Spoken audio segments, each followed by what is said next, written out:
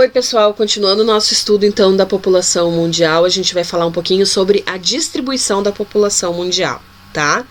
Então, analisando esse mapa, o mapa mundi, a gente percebe que as partes mais escuras, elas representam as concentrações populacionais. Quanto mais escuro tiver o mapa, maior a concentração da população, tá? Então, eu tenho aqui alguns espaços claros, né, que são espaços mais vazios, e eu tenho, então, regiões com uma população muito mais concentrada. 60% da população mundial mora aqui no continente asiático, tá? Principalmente Índia e China, esses dois países. Vamos lá, então. Quando a gente fala em distribuição da população, a gente vai analisar o quê? A densidade demográfica. Densidade demográfica também é chamada de população relativa, tá? O que é isso? Eu pego a população total do país, que é a chamada população absoluta, eu pego o número total de habitantes de um país e eu vou dividir pelo território desse país. Por exemplo, eu peguei aqui dados da população brasileira de 2020, dados estimados, né? Porque a gente teria que ter um censo em 2020, em razão da pandemia não conseguimos, mas enfim. A população brasileira estimada está em 211.929.456 habitantes, tá? O nosso território ele tem 8.514.876 quilômetros quadrados.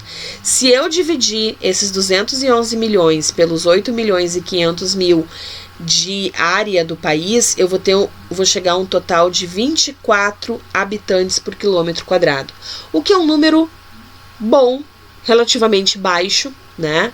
A gente tem muito território no Brasil, então caberiam muito mais pessoas dentro do nosso território, tá? Não recomendado, né, que se ocupasse todo esse território, né? Mas a gente, se precisasse, a gente teria terra para ocupar muito mais pessoas, tá? Ser ocupado, né, por muito mais pessoas. Então, por que não tem tanta gente? Se a gente observar que essas partes claras representam lá a floresta amazônica, que é importante que seja preservada, né? Então, não tem como tá tirando a floresta para colocar gente, né? Tem regiões mais íngremes, mais montanhosas, enfim, então também dificulta a ocupação. Se a gente parar para pensar em países como o Japão, por exemplo, que é um território extremamente pequeno e tem uma população relativamente grande, a gente vai ter um índice lá de 300 habitantes por quilômetro quadrado. Então a população ela acaba se concentrando muito mais, tá? Bom, quais são os fatores que vão influenciar o povoamento? Tem dois principais, tá? Um deles é o de ordem natural e o outro é o de ordem econômica. Ordem natural, por óbvio, o clima. A pessoa que mora aqui na Groenlândia, no sul da no norte da Rússia, né? No norte aqui do Canadá, o que ela vai fazer lá? Gente, dá pra morar lá? Até dá. Quem gosta de muito, muito frio, dá pra morar, dá pra morar. Só que tu não vai ser feliz, né? Tu vai ter uma qualidade de vida bem complicada, assim. Então, são regiões que normalmente as pessoas não ficam, né? Aqui, ó, por exemplo, regiões desérticas, né? Aqui a gente tem o deserto do Saara, por exemplo. Então, também é uma região que é complicado, ninguém quer morar numa região desértica, tá? Outros fatores, a questão do relevo, regiões de montanha, regiões que vão dificultar a questão da ocupação. Disponibilidade de água. Se tu não tem água, obviamente tu não vai ter gente morando ali. A água é um bem essencial para nossa sobrevivência, né?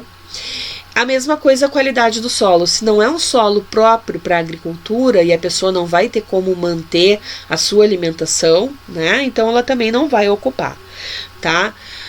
Regiões de ordem econômica, as pessoas têm uma tendência a ficar em locais de povoamentos antigos. Então, se a gente observar, por exemplo, a Europa, a própria Ásia, né, que tem ocupações milenares, enfim, são regiões que têm uma ocupação maior, uma maior concentração populacional, tá? Outra questão em relação ao sistema de transportes e a dinâmica de economia. As pessoas vão ficar onde elas conseguem se locomover com facilidade, e também países, por exemplo, como Estados Unidos, são países que atraem muitas pessoas, né? Países europeus também, em razão de serem países mais ricos e as pessoas terem uma expectativa de ter uma qualidade de vida melhor, né? Para os filhos e para si mesmo, tá? Então, são fatores que vão influenciar a ocupação nessas regiões, tá? Em relação à desigualdade na dinâmica demográfica, então, o que faz, né, ter mais ou menos pessoas em determinados locais? Então, é como a gente já estudou, essas diferenças no crescimento vegetativo, né, as diferenças nessas médias de taxas de natalidade e mortalidade, as diferenças na taxa de mortalidade infantil, e tem um outro fator também que vai influenciar, que é em relação à esperança de vida ao nascer.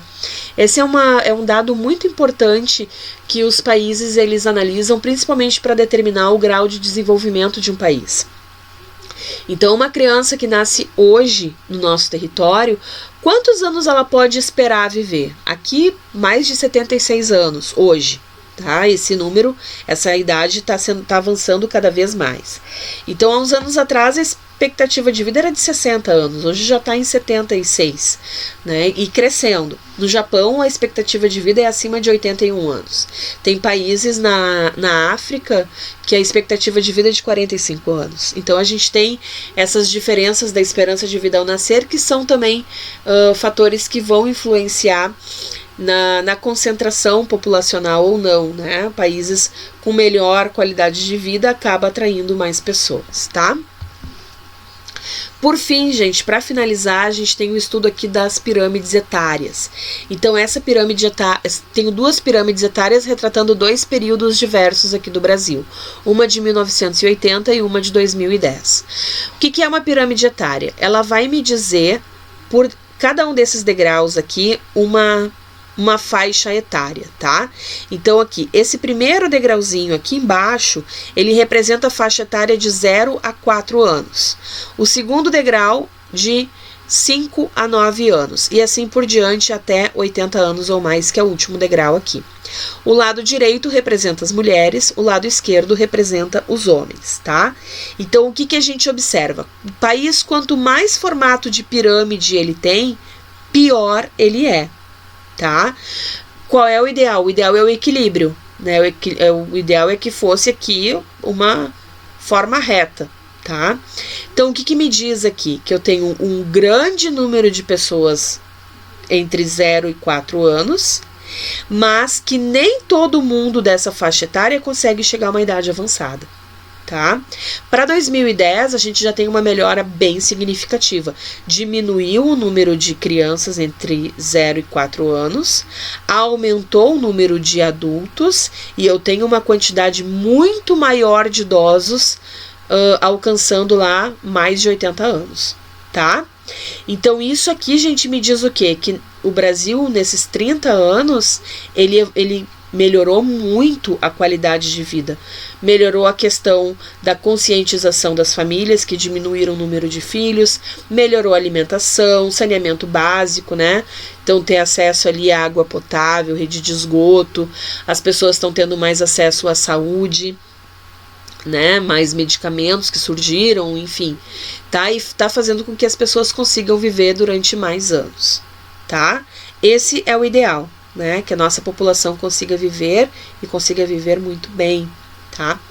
Essa pirâmide aqui, gente, retrata toda a polêmica que se criou para a questão da aprovação da reforma da Previdência. Embora ninguém esteja feliz com a reforma da Previdência, ela era um mal necessário, né? Então, uma coisa é tu ter uma população que trabalha, se aposenta e morre logo em seguida. Outra coisa é tu ter uma população que trabalha, né, cresce, trabalha, se aposenta e continua vivendo um tempão. Então, como a população está vivendo mais tempo, é natural que se faça essa população também trabalhar mais tempo, tá? Então, a reforma da Previdência, embora, né, não tenha... A maioria da população não ficou muito feliz com isso, mas realmente, talvez, não sei se precisava fazer da forma como foi feito, mas enfim, era uma discussão necessária, tá? E eu acredito que vai se discutir ainda mais essa questão em poucos anos novamente, porque a população brasileira tá vivendo mais tempo, felizmente, né? Vamos lá. Aqui, gente, então, como eu falei, é uma pirâmide etária típica de um país desenvolvido. Isso aqui é de um país europeu, provavelmente. Então, o que eu falei, ó? Não nascem tantas crianças, né? Mas todas elas meio que se mantêm ao longo da vida e um grande número chega até uma idade mais avançada. Então, a gente observa aqui, esse país, por exemplo, tem mais mulheres do que homens mais velhos. Estão percebendo? A linha aqui, ó, dos homens, ele é menor, né? A largura dessa linha é menor do que a das mulheres, tá? E aqui, para finalizar, então, uma pirâmide etária representando um país subdesenvolvido, provavelmente um país africano. Então, a base larga, né? Um monte de criança, aí os adultos aqui já numa quantidade menor, e os idosos, então, quase os 80 ali praticamente nem tem, né? Bem pequenos, tá, pessoal? Então tá, pessoal, o que eu tinha para falar para vocês hoje era isso aí, certo? Encontro vocês no próximo vídeo, então qualquer coisa me perguntem, tô sempre à disposição. Beijo!